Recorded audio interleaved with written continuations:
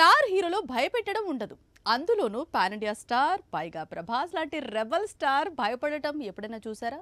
కనీసం ఊహించారా? కానీ మారుతి ఈ పని చేశాడు. ఏకంగా బాహుబలిని భయపెట్టడం చూపించాడు. అదంతా కూడా రాజాసాబ్ వల్లే అంటున్నారు. ఇంతకీ ఎవరి రాజాసాబ్? ఇలాంటి కటౌట్ ఒక మహల్లోకి అడుగు పెట్టగానే భయపడిపోవడం, వణికిపోవడం చూసేవారికి ఆశ్చర్యాన్ని కలిగించాయి.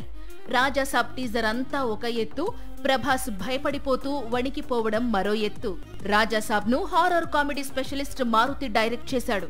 కొన్నేళ్ల క్రితం టాలీవుడ్ లో ప్రేమ కథా చిత్రం అనే హారర్ కామెడీ మూవీతో ట్రెండ్ సెట్ చేశాడు మారుతి. ఆ తర్వాత ఇదే జానర్ లో వందల చిత్రాలు వచ్చాయి. అయినా సరే తనతో సినిమా అంటే హారర్ కామెడీ మూవీనే కావాలని ప్రభాస్ పట్టుబట్టాడట. ఆ విధంగా రాజాసాబ్ సెట్స్ పైకి వెళ్ళింది.